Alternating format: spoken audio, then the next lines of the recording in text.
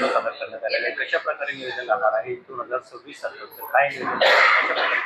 आमचं आज नगरपालिकेचं जनरल बोर्डामध्ये आज 26-27चं अंदाजपत्रक आम्ही सादर केलं. त्याच्यात 194,86,86,686 इतकं ते बजेट आहे. आणि याचा म्हणजे या जनतेने जो रुपया आपल्या नगरपालिकेत भरलेला आहे त्याचा अगदी काटेकोरपणे विनियोग कसा करायचा हे या बजेटमध्ये आम्ही सामील केलेलं आहे. आणि खर्चाच्या बाबतीत म्हणायचं तर 188 कोटी 17 लाख इतका खर्च प्रस्तावित करण्यात आला आहे. त्याच्यात रस्ते, नाले, पाणी पुरवठा, स्वच्छता, प्रकाश व्यवस्था, आरोग्य सुविधा आणि असेच अजून विविध विकास कामांना प्राधान्य देण्यात आले आहेत.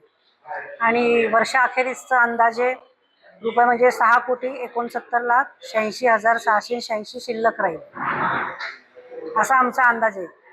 म्हणजे विकासही होईल आणि आर्थिक शिस्तही राखली जाईल असा हे अंदाजपत्रकाचा समतोल दृष्टिकोन आम्ही मांडलेला आहे.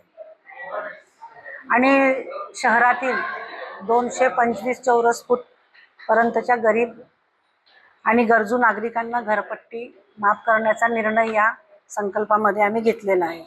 तशी सर्वसाधारण सभेमध्ये पण आम्ही शिफारस केली होती. आणि जी पाणीपट्टी आहे नगर परिषदेची 2010 पासून ती 1,007 रुपये होती. पण त्याच्यात आम्ही अत्यल्प अशी थोडीशी वाढ केली आहे. ती 1,006 वरून 1,250 करण्यात आलेली आहे. म्हणजे इतर नाशिक विभागात नंदुरबारची घरपट्टी ही सर्वात कमी आहे. कारण की ही वाढ विकासासाठी आणि सेवा टिकवण्यासाठी आवश्यक आहे. हे म्हणजे नंदुरबारच्या जनतेने पण समजून घ्यावं ही माझी विनंती.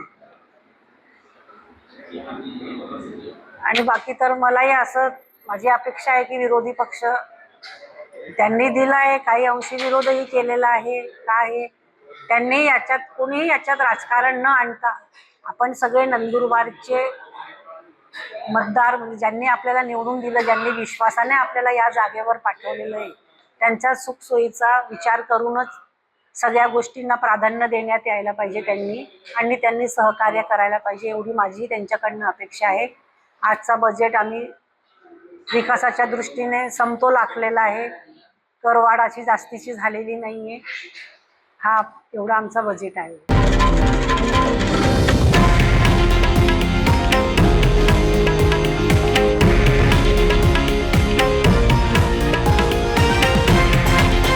हे आहे देशातील नंबर 1 न्यूज नेटवर्क आणि आपण पाहत आहात TV9 मराठी, एकमेव.